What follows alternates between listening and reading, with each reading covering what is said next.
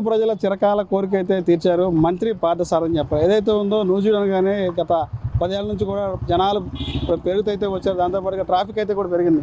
ప్రధానంగా నేను ఉన్నటువంటి రోడ్ అయితే హనుమాన్ జంక్షన్ రోడ్. ఇది నిత్యం ఎప్పుడు రద్దీగా ఉండే రోడ్. ఇది ఎప్పుడు రద్దీగా ఉండే ట్రాఫిక్ కూడా చాలా ఇబ్బందికరమైన పరిస్థితి. ఆటోలు పెరిగిపోయినాయి, బళ్ళు పెరిగిపోయినాయి, కార్లు పెరిగిపోయినాయి. దాంతోపాటు జనసంధానం కూడా బాగా పెరిగిందని చెప్పాలి. ఈ రోడ్డు కూడా హైవే చెప్పింది. మచిలీపట్నం కల్లూరు ప్రధాన రహదారి కూడా చెప్పారు ఈ రోడ్డు అనేది.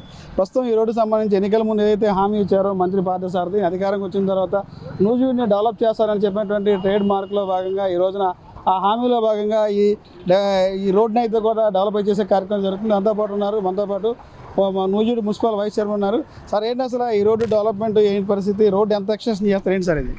ఇది ఇప్పుడు ఈ 100 అడుగుల రోడ్డుని ఇక్కడ రామాయమరావుపేట సర్కిల్ దగ్గర నుంచి ఇక్కడ గర్ల్స్ హై స్కూల్ వరకు తీసుకున్నాం. దీన్ని సెంటర్ డివైడర్.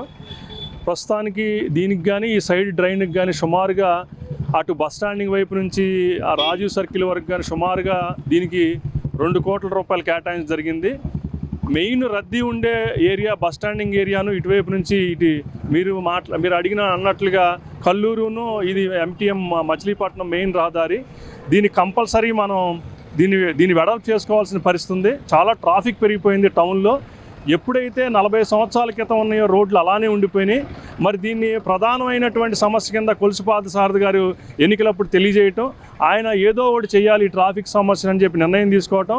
మరి దీన్ని ప్రత్యేకంగా అటు మున్సిపల్ శాఖ మంత్రి నారాయణతో కానీ అటు సీఎం గారితో మాట్లాడి కేవలం ఈ డివైడరు ఈ యొక్క డ్రైన్స్కే దీనికి సుమారుగా 5 కోట్ల రూపాయలు కేటాయించి వీటిని చేయడం జరుగుతుంది.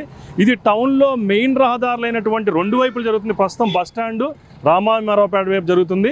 భవిష్యత్తులో అటు తిరువూరు రోడ్డు అటు IIIT రోడ్లో కూడా చేయడం జరుగుతుందని తెలియజేస్తాను. ఇప్పటికే మంత్రి పార్థసారథి గారి దృష్టిలో పెట్టాము. ఖచ్చితంగా 4 వైపులా నూజివీడికి డివైడర్లు చేసి పూర్తి స్థాయిలో నూజివీడి ప్రజలకి ట్రాఫిక్ సమస్య 50% నుంచి 60% తీస్తానికి ట్రై చేస్తూ ఉన్నాం. భవిష్యత్తులో బైపాస్ కూడా అయితే 100% నూజివీడ్ టౌన్లో ఈ ట్రాఫిక్ సమస్య తీరుద్దని చెప్పి తెలియజేస్తా ఉన్నాం. ఈ రోడ్డు సంబంధించి అటుపక్క ఎంత వెడల్పు వెళ్ళారు, ఇటుపక్క ఇప్పుడు దీన్ని 100 ఫీట్గా దీన్ని డివైడ్ చేసాము. దీన్ని సెంటర్ చేసాం. మీటర్ వెడల్పు తీసుకొని డివైడర్ వేసాము. ఇటు 50 ఫీటు అటు 50 ఫీట్ వెళ్ళే చేస్తున్నాము. అటు పక్కన మళ్ళీ డ్రైన్ కూడా తీసుకోవడం జరుగుతుంది. ఈ డ్రైన్ పాత డ్రైన్నే కంటిన్యూ చేస్తే మళ్ళీ ఎక్కడ ఈ మొగల్ చెరువు యొక్క వరద నీరు వచ్చి మళ్ళీ ఇబ్బంది పడుతుందని చెప్పేసి మళ్ళీ పూర్తి స్థాయిలో మళ్ళీ ఇంకో డ్రైన్ కూడా తీసుకోవడం జరిగింది. 40-50 లక్షలు దానికి కూడా కేటాయించాం. అది కూడా జరగబోతుంది. సైమిల్టైన్స్గా ఈ రోడ్డుతో పాటు డ్రైన్ కూడా చేస్తూ ఉన్నాం. ఎంత వరద వచ్చినా సరే ఈ మొగల్ చెరువు నుంచి ఫ్రీక్వెన్సీగా కిందకి వెళ్ళి ఓటవాగులోకి వెళ్ళిపోయాక ప్రయత్నం చేస్తూ ఉన్నాం. అది కూడా జరిగితే ఈ భవిష్యత్తులో ఈ ఏరియాలో వాటర్ నిలబడటం, ప్రజలు ఇబ్బంది ఎదుర్కొనే పరిస్థితి ఉండదని చెప్పి తెలియజేస్తా ఉన్నాం. డిజైన్ ఎలా వస్తుంది? పూర్తి అయ్యే టైంకి ఎలా వస్తుంది ఆకారం? ఇది మీటర్ వెడల్పు, ప్రతి 20 మీటర్స్కి ఒక ఎలక్ట్రికల్ పోల్ రాబోతూ ఉంది. 2 వైపులా లైటింగ్ వస్తుంది, మధ్యలో గార్డెనింగ్ వస్తుంది. అంతా కూడా సిటీ లుక్ అంటే కార్పొరేషన్ లెవెల్లో ఉండే పరంగా దాన్ని డిజైన్ చేస్తూ ఉన్నాం. సిటీ లుక్ రాబోతూ ఉంది నూజివీడి యొక్క రూపురేఖలు మార్చడానికి ప్రయత్నం చేస్తూ ఉన్నాం.